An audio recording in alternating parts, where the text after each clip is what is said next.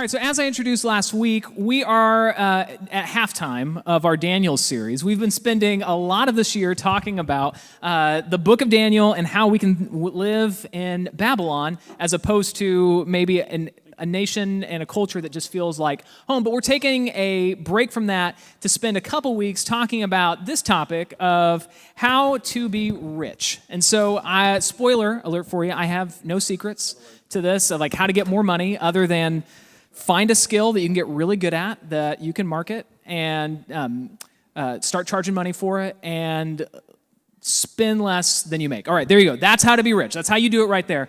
No, the reason why we're doing this is I just want to acknowledge that discussing money in church is not fun for anybody, myself included. Like, I don't even want to do it. But the reason why I find it so important is because I heard this a few years ago, and it completely and totally rocked my viewpoint of why this is so important. So just imagine with me for a second that this isn't a faith test. I'm not asking you to like say, no, I will not believe this, even if, but just pretend with me for a moment that tomorrow morning the news came on and the reporter came in front of the camera and said, we have definitive proof that there is no God, that everything is exactly the way it looks, that the universe is simply a collection of chemicals and reactions, and that's all there is to it. Now, like I said, this is not a faith test. I'm not saying like, no, I would not believe it. I'm just saying like, just bear with me in this hypothetical.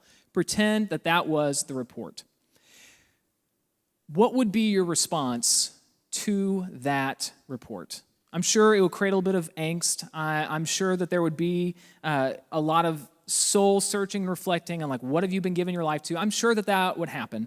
But there would be a set of emotions that you would feel if that reality were to be true. Now, imagine for a second that instead of that report, the reporter comes on camera and says, our nation is dissolved, our economy has crashed, you have lost all of your money. Your savings are gone, your investments are no longer there, there is no job to go to, you have lost everything. And in those two scenarios, the part that made me say, whoa, we have to talk about this, is just the simple question back, which one of those reports would be more disheartening to you? Because if you're really honest, a lot of people, not just those outside the church, but those inside the church would say, wow, maybe I would feel just a little bit more of a crisis and emergency to the thought that my money is gone. And this is one of the reasons why I believe that Jesus says this in Matthew 6:24. He says, no one can serve two masters, for you will hate one and you're going to love the other. You will be devoted to one and despise the other. Just quick time out. Like, this is a major theme in Judaism, that for Jesus and talking to this Jewish crowd on the hillside that day, for them, like, this is something they woke up every day and they said, like, we're going to love the Lord our God with our heart, soul, mind, and strength. The God is one. Like, this is what they believed and what they held themselves to, and which is why it's so fascinating what Jesus says next to close out the verse. Because he could have said, you cannot be devoted to both God and Baal, which was a god that shows up a lot in the Old Testament. He didn't say you can't be devoted to both God and sex. He didn't say any of those things. He said, you cannot serve God and be enslaved to money. So the reason why it's so important for us to talk about is because the God of choice in our culture in this day and age is often the God of our wallets and the God of our investments and the God of our savings, that we find our security, our hope, our trust in these things. And I believe that Jesus singles out money because he knows that this is one of the main competitions for your heart. Now, let me give you a couple other passages that I feel like are kind of important for how they just inform my view of money. So this is 1 Timothy 6:10. It says this in 1 Timothy 6:10, for the love of money is the root of all kinds of evil, and some people craving money have wandered from the true faith and pierced themselves with many sorrows. Now, many of you have heard a misquoted version of this verse, and if you know it, like, you can silently say it, but money is the root of all evil, right? Like, that's That's not what it says. It says, for the love of money is the root of all kinds of evil. And the reason why that's significant is because money is amoral. It is a thing that can be used for good, and it's a thing that can be used for bad. In fact, money is a lot like fire. See, fire can burn your house down, but it also can heat your home. Right? Like it's useful when it is used correctly. So, as we look at this and as we say, what role does money serve in my life? We have to ask the question, has it replaced God on the throne? So, like, do I find it as my creator? Do I get my identity from it? Is it what I find my security from? Is it the thing that makes me walk into a room and feel like I'm something because I have it? Or is it a thing that makes me feel like I'm nothing because I don't have much of it at all? Now, 3 chapters earlier in 1 Timothy, the same guy, Paul, is writing to his protege Timothy, and he gives a list of qualifications for people who can lead a church well, and he writes this in 1 Timothy chapter 3. It says in verse 3, he must not be a heavy drinker, so he's talking about who should be a good pastor at your church. He must not be a heavy drinker or be violent. He must be gentle, not quarrelsome. And then this, and not love money. To which you are probably thinking right now, yeah, Matt, but that's written to you, not to me. And yeah, there's some truth to that, okay? Like that is a qualification. But you have to keep in mind that when this was written, church leaders, pastors, were generally small group leaders, that they had groups of 8 to 15 to 20 people who would meet in homes, and they said, who is going to be the person who leads that small group? Well, we want it to be like this. And so one of the reasons why I find this significant is because everything that we just read, these are things that we should all aspire to, that we should all be moving toward, that we should be the type of people that is not obsessed with money. And so how do you break the grip of greed in your life? Now, some people think that the solution to this is you should just sell everything that you have and be poor.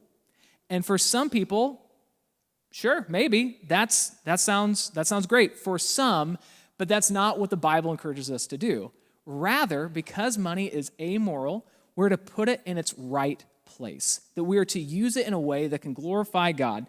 And so one of the things that I have learned over time is that one of the best ways to break the grip of greed and to stop ourselves from being obsessed with money is by managing it well.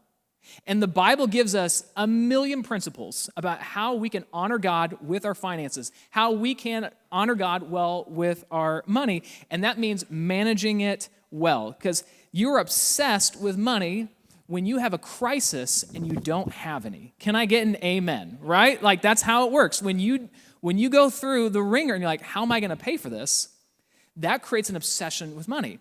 Now, you also have an obsession with money when you're so materialistic. You're like, how can I get more? And how can I do more? And how can I be more about me? And so what happens is we want to find a way to find the balance to love God with our heart, soul, mind, and strength and use money as a way to glorify Him. And so, taking a little bit of a cue from what the Bible would do by giving us some very practical and godly wisdom when it comes to handling it, I want to invite out to the stage right now Rick Wentzel, because the two of us are going to team up today where I'm going to interview Rick about good financial principles. Now, here's the reason why I'm bringing Rick up onto the stage. He is the richest man I know. No, I'm just kidding. That's not it. The reason why is, if you don't know about Rick's past, he is a retired auditor. He is specialized with working with large nonprofits. He knows spreadsheets better than probably anybody else I know. But he's also, on top of that, he's taught Financial Peace University multiple times. He kind of knows the whole Dave Ramsey method backwards and forwards. He was the treasurer at his church in LA for over 20 years. He serves on boards of large organizations and nonprofits. And also, personally, in his own financial history, he and Karen made mistakes early on that they were able to turn around. And so he's the perfect person because he is relatable. And not only that, but Rick is a good friend and a big part of what we do here at First Baptist. He is the director of operations. He does a lot for us and keeps us not only solvent, but legally open. So, Rick, welcome to the stage. If you guys wouldn't mind giving it up for Rick Wentzel.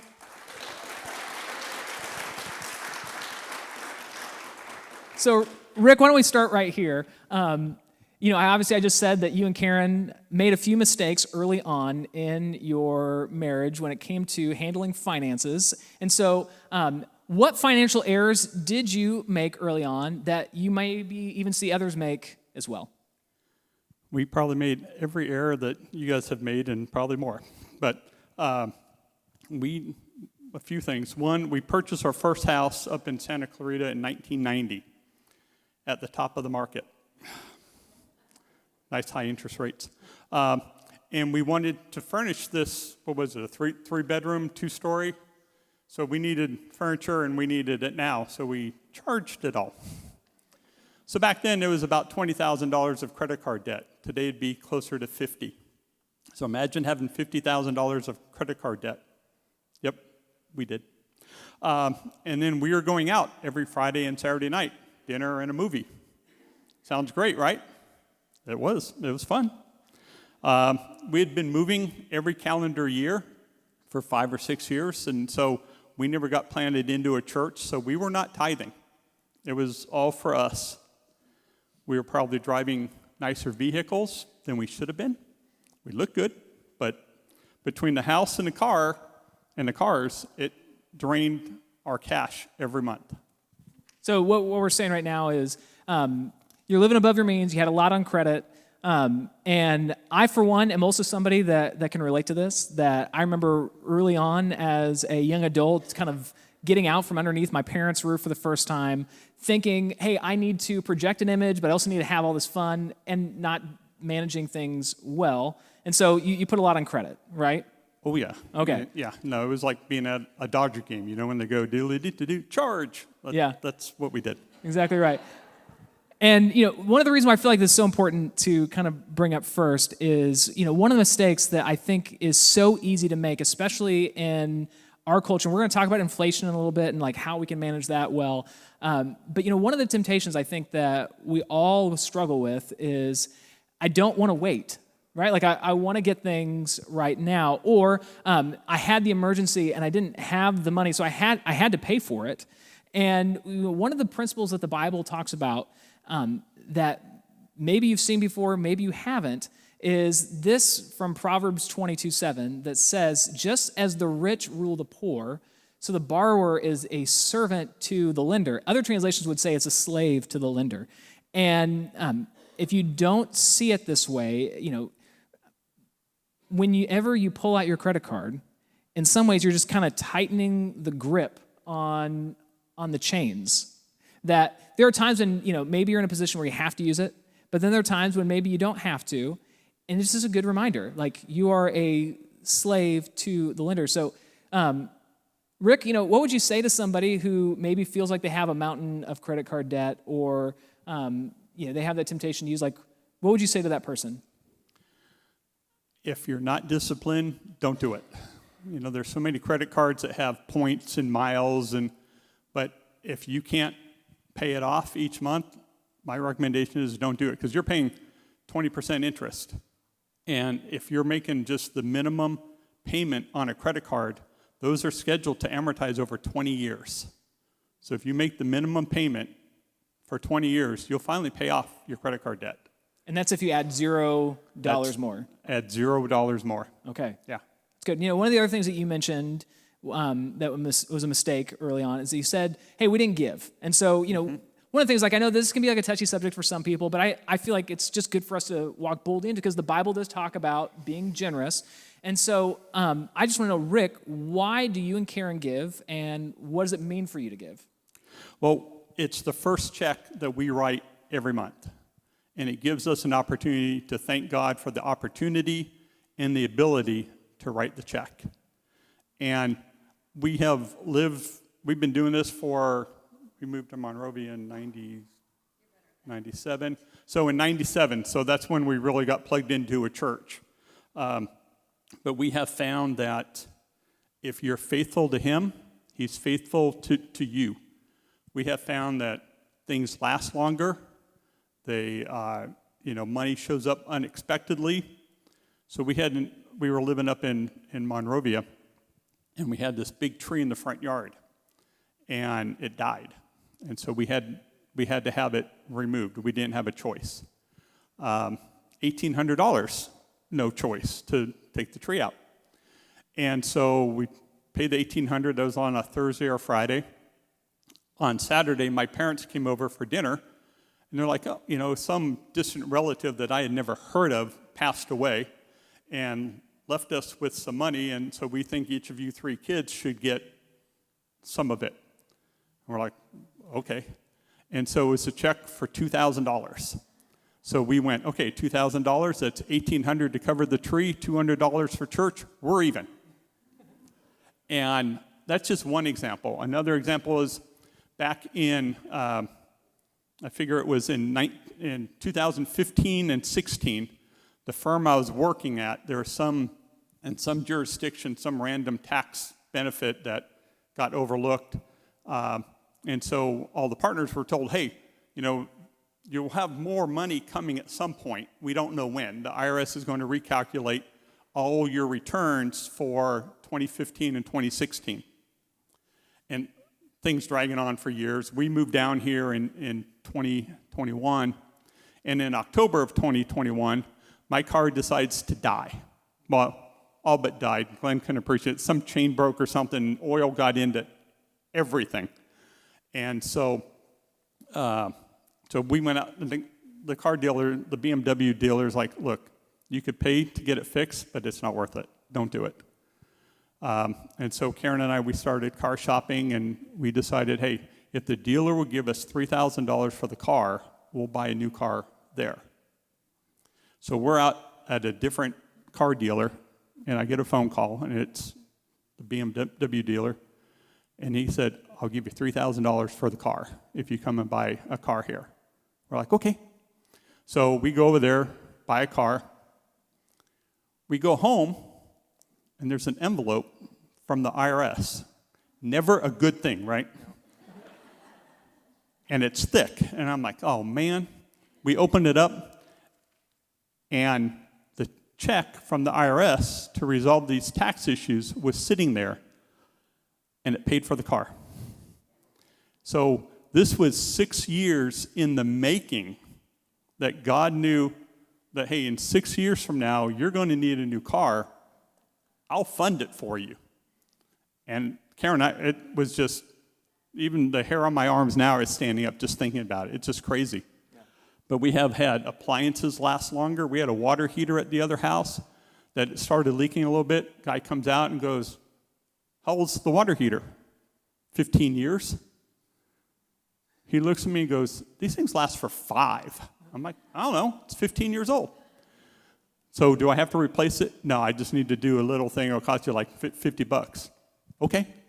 So it's just things like that we have a lot of examples. Rick didn't tell the plumber, though, he's been taking cold showers for like 8 years. Yeah, but no. That's a whole different thing. No, that would not happen. Oh, okay, yeah. Hey, but I want to be clear, though. Like, one of the things that we're not saying is, hey, you give to God and you're going to be rich. Like, that's not one of the things. In fact, there is a pretty clear like pattern and rhythm within the Bible that a lot of people who are like, yes, I'm going to be all in with God. I'm going to give when He calls me to give. I'm going to do what He calls me to do.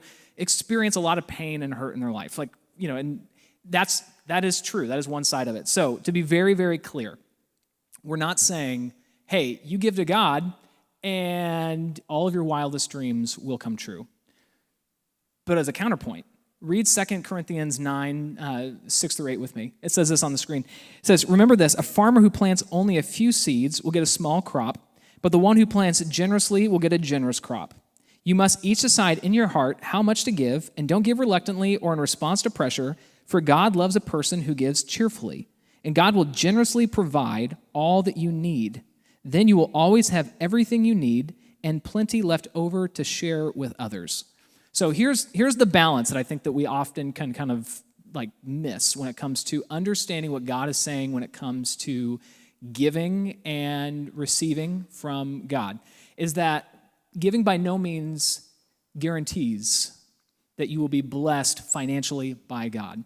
But to be blessed financially by God and to not acknowledge him, I think, is also an abuse. That giving positions you to receive. And that's what this passage is kind of saying, is that by being generous, you are put into a position where it is possible that you are going to be blessed. And what he says here is, God will generously provide all that you need, and you will always have everything you need and plenty left over to share with others. I don't know about you, but the happiest people I know in life are those who are the most generous. The stingiest people I know are usually the ones you don't want to hang out with, right? Like that's just kind of one of those balances. Like there is a way that God uses a generous spirit to completely and totally change you. And so I want to say this every time. We don't need your money. I'm not saying don't give. What I'm saying is this is God's church. So what we're not up here trying to do is a timeshare presentation like, hey, invest in us, and like, you never have to pay for a vacation for the next 20 years, I promise. It's great. That's not what I'm saying. In fact, like if you're so skeptical about our motives, give to another church. I do not care. God will provide for us. He will take care of everything we need. But for our sakes, myself included, being generous with my money, it breaks that grip of materialism and obsession with money to a point where I am in a place now to where God can start to do something in my heart because I am listening and receptive to what he wants me to do. So just want to make sure I clarify that as well. So the next question I've got for you, Rick, is really quite practical, and that's what financial practices did you and Karen install that have been the biggest game changers for you guys in your life? Well, we found that early on that by about the 25th or 26th of the month, we're out of cash. Mm-hmm. And so it's like, how'd that happen? Where'd it go? And then we'd sit around going, I don't know. Well, we had no idea. So then we started tracking our expenses, sometimes much to dismay of folks. But what we did was, this is back in the day before, really used Excel. So we had a manual spreadsheet. I'm an accountant, love spreadsheet. I don't understand this. What does this mean? A manual spreadsheet? That's 14 column paper. I know. I'm not tracking. Yeah. Old school. Oh, okay. So, but what we did was, every time you broke a dollar bill, you had to write it down. So if you went out and bought a Coke and it cost $1.02, you broke $2 if you didn't have 2 cents. So you had to write it down. What did that mean? Well, if we bought something for $1.02, you put that 98 cents in your pocket, because next time you're buying something and you don't have to report it because you got to use change. And so that was because, working, I would stop and get a Coke a lot. And so Cameron's like, you're buying Cokes every day. It's like, yeah. So I started saving the coins in my car, and I'd go in and say, oh, you didn't buy a Coke today? Not with a dollar bill, I didn't. But we did that for about a year and a half or 2 years. And what it really opened our eyes to was where we were spending the money. That's when we learned, hey, we're going out Friday nights, dinner and a movie. We're going out Saturday nights, dinner and a movie. Thursday was pizza. And we were doing all this stuff, but at the end of the month, we couldn't remember it because we were using debit cards and all that fun stuff. But after we tracked the expenses, then we were able to come up with a budget. The budget was still on manual spreadsheet, but we logged everything in there, but it taught us how to control our spending. And once we got our spending under control, we had plenty, but we were just living way above our means. And then when we started going to church and started tithing, things changed for us after that. We were able to move to a house that was not at the top of our price range, and so that allowed a little more financial flexibility each month. We let the cars go an extra 3-4 years, a little more financial flexibility. And then once we got a handle on our spending, then we started using credit cards with points and miles, and we just saved those up. And I was accumulating stuff through work, but we would go on vacations about every other year almost for free. airfare was free, hotels were free, rental cars were free, you had to pay for food, but that just took years of financial discipline to get us to that spot. It was not an overnight, hey, you know, the wisdom came. There was pain and suffering to get there. Yeah, if you didn't catch this, what Rick was saying, one of the keystone habits is tracking your spending and living by a budget.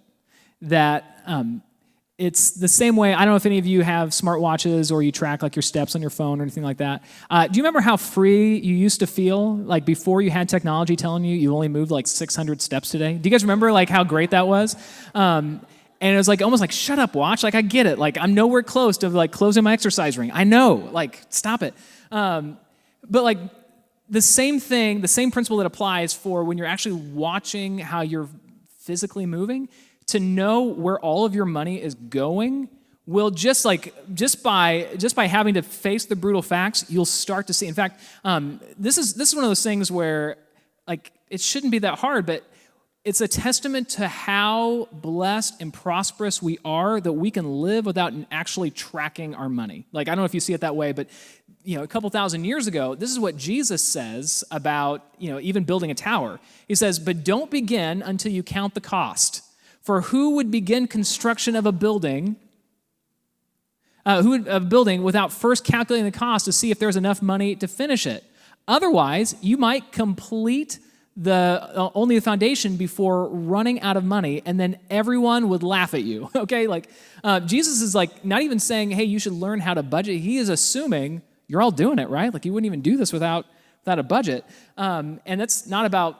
He's not talking about giving or money in that moment. He's talking about just the importance of counting the cost, but he says it in a way where it's just an assumption for us. And that's something is a lot easier to budget when everything is going great in our economy. But as many of you have experienced for the last few years, things are more expensive today than they were last year or the year before or even the year before that. And so, Rick, what advice do you have for all of us who are trying to deal with inflation right now? Track your expenses, live within your budget. Don't go extra. Look at your spending. One of the things that I do, so I do most of the grocery shopping, and I'm a big Vons and Pavilions guy because that's always been what's been closest. I'll go in, and their generic brand signature, in many cases, just as good as the real, you know, the high-end brand. So, like an example for us, spaghetti sauce. Never thought you'd hear about spaghetti sauce on a Sunday morning, right? But, you know, ragu is, what, $3.50, $4 a jar? The signature one's $2.50. I'm adding spices to it anyway. So why pay the extra buck or two? And if you save $1 here or $1 there, that's $40, $50 a week possibly, a couple $100 a month. And now you have a little more financial flexibility. The other question is, do you need X? Do you need that brand name thing? Do you need the latest iPhone? Or, you know, look at what you're buying. Don't buy on impulse. The other thing I've learned is, you know, when things are on sale, maybe you don't stock, hey, this is $1 off, I'm going to buy 50 of them. No, but maybe you buy one or two more because now you're not going to need it for a while. The other thing that we do, because we know people that will cook or go out and there'll be leftovers and they just throw it away. We're big on leftovers. I'm more on leftovers than Karen is. But, you know, there's a lot of times that you can get 2-3 meals out of something that you make and it saves you from having to cook or to buy it. The other thing I've heard and I've done is do not grocery shop when you're hungry because you will buy all those impulse buying things right at the checkout. Wow, that Hershey's bar looks really good right now because I'm starving.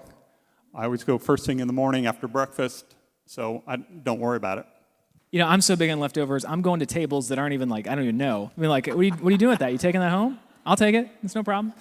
Just cut off the part you bit into. All right. So one of the things I mentioned that Rick has done multiple times is taught through Financial Peace University. And here is, if you're not familiar, this is not the Bible. This is Dave Ramsey, but I do believe that there's a lot of wisdom in this. He gives 7 baby steps for kind of getting your finances under control. And I just want to run through these super fast, and then we'll move in. So baby step number 1 is you have to save $1,000 for your starter emergency fund. If you're not familiar with this, so here's the idea.